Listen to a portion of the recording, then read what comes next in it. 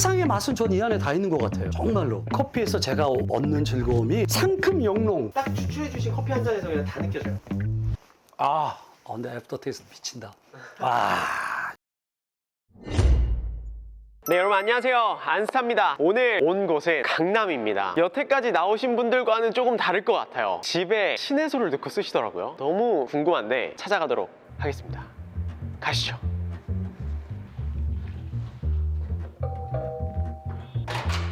안녕하세요. 들어가도 괜찮을까요? 그럼요.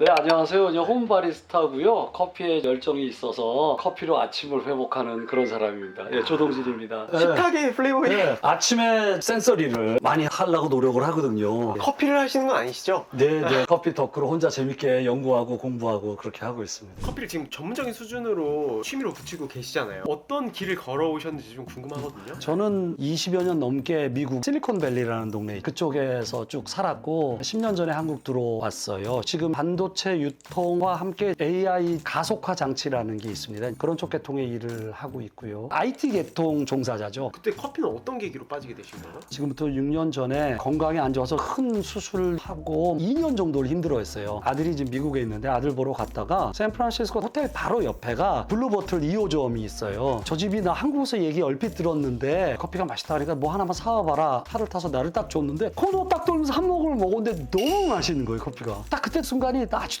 선명하게 기억해요. 지금까지 내가 먹었던 커피는 다 뭐지? 이런 생각이 들더라고요. 그게 무슨 싱글 오리진 드립도 아니고 디캡 아이스 아메리카노였어요. 그래서 이제 블루보틀에 있는 여러 가지 세트를 샀어요. 한국에 들어와서 그때부터 내리기 시작했죠. 초기 2년간은 정말 커피에 미쳐 살았어요. 좋고 재밌으니까 평생을 반도체를 팔아도 반도체 몰랐는데 커피 몇 년 하고 커피를 완전히 파악한 거예요. 그래서 그라인더는 저게 최고라고 하니까 EK부터 산 거예요. 추출 머신 처음에 브레빌, 그러다가 이제 리니아로 갔고 뭐 이제 그렇게 됐습니다. 부엌의 거의 절반 넘는 공간을 사용하고 계시네요. 매장에서 쓰는 장비들이 여기 다 있는 것 같아요. 유명한 EK43 그라인더고요. 커스텀으로 칠한 게 아니라 원래 오리지널 마카오닉에서 빨갛게 칠해서 이런 게 나오는데 나왔었어요? 있었어요. 얘도 직구다. 얘는 라곤 P64라는 그라인더죠. 초기 모델인데 모터의 정숙성이나 이런 거 상당히 좋고요. 에스프레소 내릴 때나 드립할 때나 잘 쓰고 예전에 스위치가 한번 고장났었는데 이제 옵션 후에 이메일 쓰니까 그런 현상이 초기 모델에 많이 있다 해서 스위치도 보내주고 커스터머 서비스도 좋고 잘하고 있고요. 그리고 이제 여기 RPM이 조정되니까 RPM 늦게 해서 정확한 그라인딩을 통해서 좋은 맛을 구현한다라는 생각이 좀 있고요. 한번 갈아볼게요.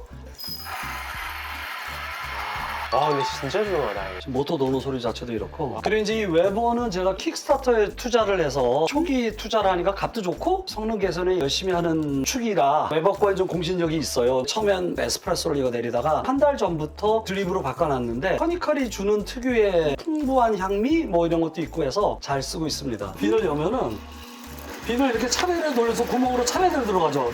되게 신기하네요? 네. 소리가 엄청 좋네요? 지금 제가 갖고 있는 그라인더 중에 정수도가 제일 좋은 친구는 이 친구고요. 그 다음 웨버, 뭐 EK는 뭐 당연히 시끄럽고요. 네. 이렇게 돌면서 얘를 이 안에서 제가 섞어요. 뭉침이 없게끔. 사실 이제 에스프레소에 더 적합한 기능이긴 한데 그러네요. 여기 이제 자석이 있어서 이 자석 가운데 자리를 잡고요. 위로도 자석이 가운데로 붙고. 이게 얼마예요? 처음에 킥스타트로 했을 때 1,600-1,700불 정도였을 거예요. 지금은 2,000불 할 거예요. 그래서 한국에서 270만 원? 거진 그렇게 움직이더라고요. 보통 EK랑 P64를 에스프레소로 쓰시고 네. 웨버를 브루잉용으로 쓰시고 네, 브링 쓰고 저기 커만단테 3개가 있어요. 요건 아시겠지만 커만단테 아이언 호트라 그래가지고 단종시켰죠. 이 버의 성질이 기존 C4랑 틀려서 얘가 맛이 틀려요. 이게 약간 이슈 있어가지고 다른 네네. 거죠? 그 이슈가 이제 한국에서 유일하게 문제가 됐는데 버의 재질이 틀린 것 때문에 비니에 습기가 찼다거나 알리티를 해서 물을 묻혀서 비니 들어가고 하면은 얼룩이 지면서 변색이 됐다 뭐 이랬는데 독일에서는 그게 아무런 영향이 있는 건 아닌데 그 재질을 그 이후로는 다루지 않았다. 근데 산미의 정확한 표현이라 그럴까 이게 훨씬 두드러져요. 마지막 기계 소개는 이 친구인데요. 이 기계 전에는 라마르조코 리니아 미니를 4년 사용했습니다. 가변압이 아니다 보니까 조종을 해서 6.4바 정도로 맞춰놓고 내렸었어요. 맛의 흐름이라는 게 있는데 9바로 갔을 때는 뚝뚝뚝 뚝뚝 끊어져요. 6바로 했을 때 서로 어우러지면서 컴플렉시티가 좋아져요. 지금 얘도요 30초 넘기는데 제 레시피대로 해서 프리인퓨전 3바, 램프업 7바, 9바 추출, 램프다운 7바 끝. 이랬을 때 그 평균이 6.45바에서 왔다 갔다 해요. 이 친구를 이제 제가 산 결정적인 이유는 홈바리스타니까 커피숍들을 많이 다니잖아요. 어느 커피숍에서 무슨 커피를 먹어도 맛있어. 그럼 거기서 원두를 사서 집에 가져와서 내가 내려. 그럼 이제 저는 작은 자존심이 그라인더도 좋고 환경도 이렇고 하니까 샵보다는 맛있어야 돼. 근데 샵에서 먹은 것만큼 맛이 안 나는 커피숍들의 기준이 다 MVP 하이드를 쓰는 커피숍들이었어요.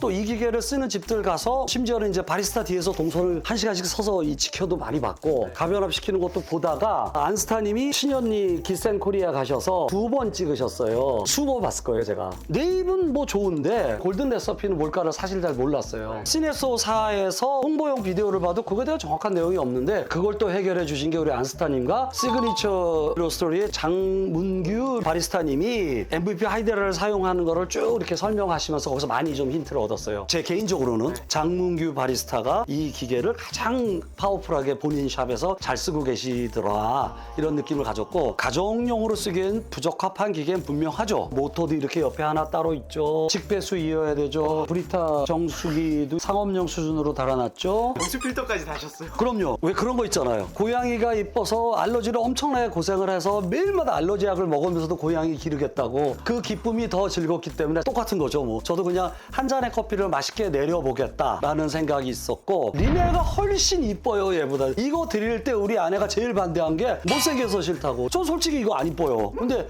너무 커피를 잘 만드니까 마음이 이쁜 거죠. 외모는 몰라도. 램퍼 주고 압력을 조절하고 유량을 조절하고. 그래서 저는 이 기계의 묘미는 그 유량 조절인 것 같아요. 지금 이거 대기압이고요. 자, 이게 지금 프리인퓨전 그냥 수도꼭지 3바 정도로 나오고 있고요. 램프업을 합니다. 7바 올라갔어요. 근데 지금 올라가는 속도 보셨죠? 자, 이제 9바 올릴게요. 그 자리에서 올라갑니다. 딜레이가 전혀 없어요. 자, 이제 다시 7바 떨굽니다. 그 자리에서 떨어지죠? 끕니다. 이게 이 기계의 생명인 것 같아요. 여기다가 유량 조절인데요. 초당 4.5ml에서 315. 이거 얼마 주고 사셨어요? 이거 우리 집에 설치하고 기계 들어왔다고 그날 저녁 우리 집 사람 저녁 나가서 먹고 나니까 2천만 원 넘어가더라고요. 도구들이나 이런 건 어디다가 보관해 놓으시는 거예요? 커피 장비가 여러 곳에 있는데 여기는 뭐 바스켓들, VST, IMS 장비들 이쪽에 있고요. 그리고 이제 드리퍼랑 스팀 피처들은 이제 이쪽에 이렇게 있고. 여기 네. 주방을 거의 그냥 다 쓰고 계시네. 네, 저 이제 라일로스틴 커피, 북구이로 커피들을 직구를 해서 먹어요. 요게 지난달 자쿠라고 한국에는 안 알려졌는데 이지 커피가 아주 대단합니다. 에스프레소를 조금 진하게 내리고 싶을 때 이제 블루보틀 한국 거를 먹는데 얘네들의 공통점은 로링, 로스팅 머신을 쓴다는 겁니다. 다 로링 씁니다. 여기를 보시면은 로스팅 기계를 써둡니다. 로링 S15 팔콤, 로링 캐스트렐 35kg짜리. 노르딕 커피 회사들의 90%는 로링을 써요. 그리고 그 다음으로 많이 쓰는 게 디드리. 매달 로스터리가 바뀌어서 오거든요. 그럼 여기에 매달 이제 그 기계들이 적혀요. 12달치를 보면 한 10달치는 로링이고 한 2달치는 디드리 아니면 프로밭. 예전에 블루버틀도 프로밭 많이 썼어요. 샌프란시스코에선. 그러다 일본이랑 한국에 들어오면서 로링을 쓰기 시작했거든요. 그러고 나서 내 입맛 기준이지만 블루버틀도 좋아졌어요, 저는. 그러면 집에서 에스프레소를 드실 때도 네. 거의 다 라이트 로스팅을 에스프레소로 드시겠네요? 그렇다고 보죠. 와, 제가 에스프레소 진짜 너무 먹어보고 싶은데 네, 이랬는데 맛없으면 어떡하죠? 라카브라 온드라스 뭐 이게 그렇게 뭐 대단한 원두는 아니에요. 근데 맛있더라고요. 되게 라이트하네요, 진짜. 네, 그럼요. 저는 일단 18g에 가급적 맞춰서 합니다. 이렇게. 뽁뽁이는 한 번씩 꼭 해줍니다. RDT를 해가지고 빈이 벽에 붙어 있는 거 꽤 있거든요. 웨버 바스켓입니다. 이제 이거에 대해서 좀 설명을 드리겠는데 이게 이제 같이 나오는 필터고요. 한쪽 면은 매끈하고 한쪽 거치는데 거치는 걸 아래 엮고 습기를 적셔줍니다. 적셔줘야 돼요. 네. 그리고 이제 포토필터 옆에 물이 묻으면 또 채널링이 생기니까 좀 닦아주시고 조심스럽게 털고. 제가 좀 이따 유니바스켓에 대한 설명을 좀 드리겠는데요. 획기적으로 채널링을 막는 역할은 분명히 하고 있어요. 앞에 종이 필터, 커피 엮고 스크린을 올립니다. 이렇게 해서. 네. 이거 이제 장문규 대표한테 배웠어요. 이것도 물을 빼더라고요. 자, 갑니다. 지금 3, 4. 자, 이제 램프업 2초 주겠습니다. 자, 이제 9바 추출 들어갑니다. 지금 추출되기 시작하죠. 거울로 보시면은. 그래서 저는 일단 18g이 없으니까 36g 정도 끊을 거고요. 30g 점에서 램프 다운 시켜줄 예정입니다. 네, 램프 다운. 그래서 36. 빨리 나왔어요. 25초. 이렇게 상큼한 산미는 네. 커피가 아니라 무슨 탄산음료 먹는 것처럼 탄산기와 함께 말릭, 타르타릭 다 오고요. 시트릭산도 느껴져요. 단맛도 지금 잘 이어지고 있고. 커피 처음 드셔보시는 분들한테는 호불호가 엄청 강해요. 아, 그럼요. 그 정도의 네. 어떤 산도거든요. 대신에 프레시한 과일톤 노트들이 딱 지키고 주시하게 단맛까지 딱 이어지는 네. 느낌이에요. 자, 그래도 챈널링 좀 있었네. 여기 보시면은 이 검은 점들이 있잖아요. 이게 사실 챈널링이라고 보셔야 되거든요. 이 부분의 흐름이 저하됐다는 소리인데 오늘 아침에 보여드리려고 좀 준비를 했었어요. 요게 VST를 뺀 거예요. 얘는 깨끗하고 얘는 완전히 테두리에 검었죠. 얘는 램핑 테크놀로지를 다 써서 한 거고 얘는 그냥 구바로 친 거예요. 그리고 지금 이걸 보시면은 요게 유니바스켓으로 나온 거예요.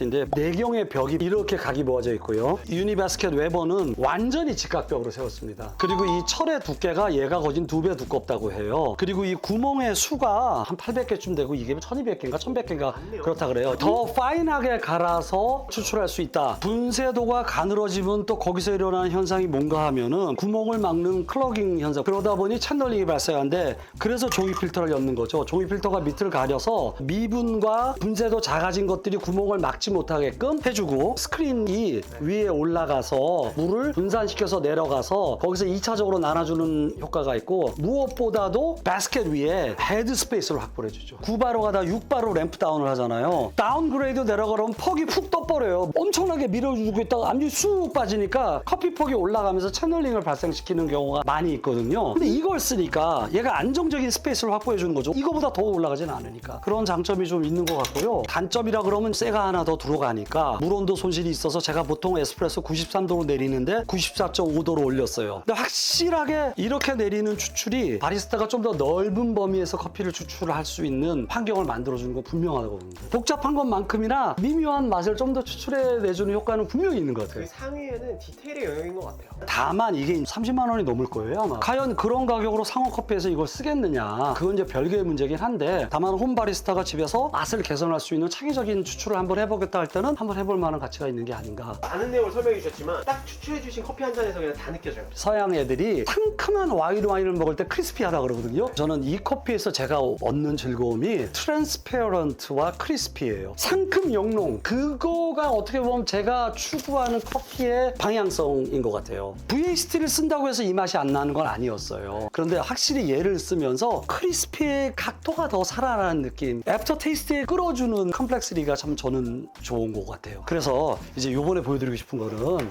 이게 C 바리스티라고 바르셀로나 스페인에서 만들어지는 건데, 플랫은 요거로 쓰고 콘은 이거로 하는데, 보통 코만단테를 사람들이 갈 때 27클릭을 많이 기준으로 좀 하시는 것 같아요. 지금 저 C 바리스타를 쓸 때는 22클릭으로 했습니다. 그러니까 바짝 조이는 거죠. 이게 라카브에서 라리아 코스타리카, 동네가 코스타리카 하면은 일단 뭐 게이샤는 크레딧은 먹고 가는 거죠.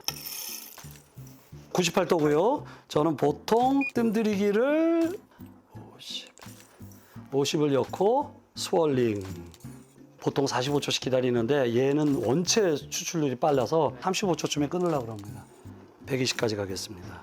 앞부분에 포인트를 두는 건 사실이죠. 그래서 세컨포를 좀 세게 부을 때도 있는데 이 필터에선 그럴 필요 없어요.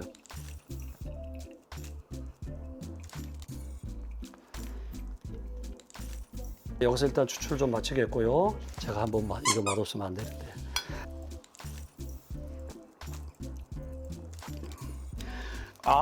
근데 애프터 테이스트 미친다.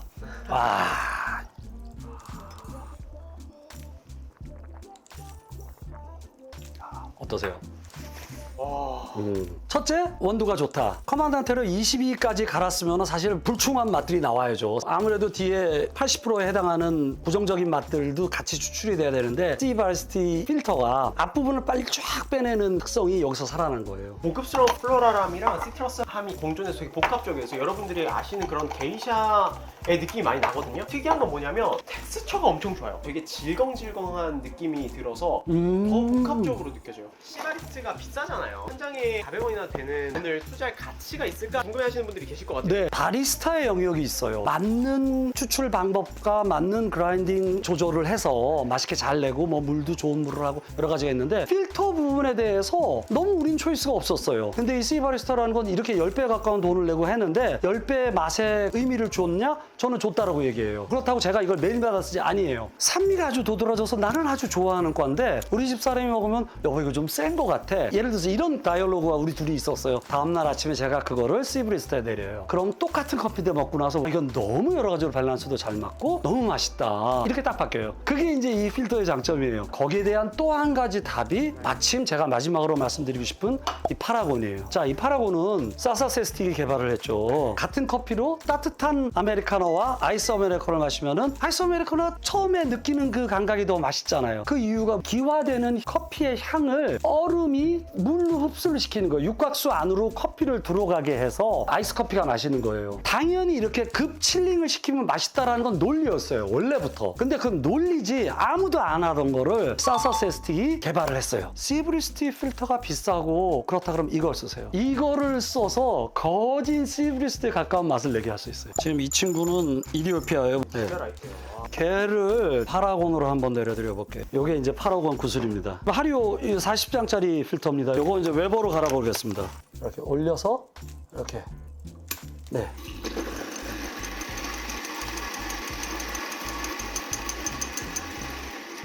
다 빠졌죠? 피더에 아무것도 없죠? 20g을 넣습니다. 두 번 푸어까지는 아이스를 대고요. 세 번째 푸어부터 뺍니다. 이게 이제 이유가 여러 가지가 있는데 내추럴, 약간의 발효치가 있다거나 무산소, 강한 CM 이런 애들은 3회차, 4회차까지도 아이스볼을 갖다 대요. 근데 라인 로스팅에 강하지 않은 온도라 그러면 뜸들이기와 첫 번째 푸어까지만 아이스볼을 댑니다. 굳이 뒤에 것까지 돼서 나쁜 향을 가다 놓고 싶지는 않고요. 그래서 그런 차이가 조금 있는데 60 스월링 했고요.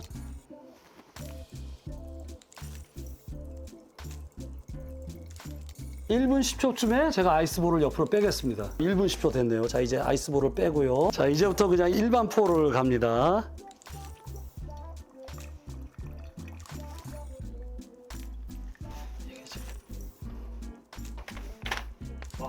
네, 1월 25일 날 로스팅한 거네요. 근데 조금도 불편한 맛은 없고 좋은데. 그래도 어떻게 제가 고른 세 개가 다 은은한 산미가 끝까지 쫙 끌어주는 거네. 우디하거나 마른 느낌이 전혀 없고요. 오히려 플로럴하고 되게 단맛이 좋고 조금 더 산도가 프레시한 느낌? 얘로 내렸을 때, 시브리스티 비싼 필터를 썼을 때, 그리고 파라곤 요 아이스볼을 썼을 때 세 개의 어떤 그 일맥한 흐름은 분명히 있죠. 많은 유명 바리스타들이 월드 바리스타 대회 가서 쓰는 여러 많은 재료 뭐 이런 것들이 우리가 커피숍 가서 먹을 수 있는 커피로 잘 전용이 안 되잖아요. 무슨 뭐 연구소에서 나온 재료를 쓰고 뭐 이런 거. 근데 이제 커피 발전에 도움이 되겠지만 커피의 앞선 기술과 노력을 기울이신 분들이 그런 것들이 실생활에 좀 적용이 돼서 나 같은 홈 바리스타도 그 차이를 느낄 수 있고 커피숍에 찾아간 손님들도 이래서 더 맛있는 커피를 드실 수 있는 이런 식의 접근을 좀 해주면 얼마나 좋을까. 홈 바리스타로서 연구하고 생각하는 것도 너무 재밌는 것 같고 예전에 건강 좋을 때 와인을 참 좋아했고 와인도 이 정도 수준으로 감미하면서 먹었어요. 근데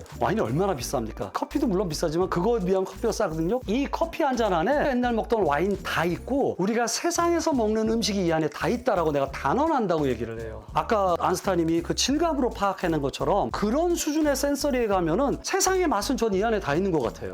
정말로 이 오묘한 맛의 패턴을 따라가고 공부하는 것도 너무 재밌는 것 같았어요. 커피 참 즐거운 것 같습니다. 저는 이제 커피를 배울 때 세 가지 단계로 나누거든요. 처음에는 전문가들을 따라하는 단계. 두 번째는 그거를 이제 좀 응용하는 단계. 세 번째는 응용을 하다 보니까 내 철학이 생겨서 맞습니다. 내 맞습니다. 철학대로 적용을 해보고 새로운 것들을 만들어가는 단계. 근데 딱 지금 세 번째 단계에 계신 것 같아요. 모든 거를 써보고 이렇게 추출했을 때 이런 맛이 나고 이렇게 먹다 보니까 내 스타일에 맞는 커피를 정확히 아셔서 어떻게 추출하면 맛있게 나올 수 있는지 고민하시고 그에 맞는 장비를 구비하시잖아요. 되게 철학이 명확한 것 같아요. 이걸 보시는 분들이 내가 창업을 하려면 커피에 내 색깔을 묻히려면 저 정도까진 가야겠구나. 이런 거를 좀 느끼셨으면 좋겠다라는 생각이 드네요. 매일 밤마다 아침이 기다려져요. 내일 아침에 뭐를 어떻게 해 먹을까? 또 제 아내랑 같이 아침에 빵이랑 커피를 먹으면서 따뜻한 커피가 마음을 녹여주면서 서로 이제 아침을 잘 설계하고 몸을 덮이는 효과, 그런 좋은 점도 있고. 그래서 저는 주위에 커피를 많이 권장하고, 이왕 새로 커피를 훈련하시는 거라면은 라인 로스팅도 좀 트라이를 해보시라고 권하고 있는 타입입니다.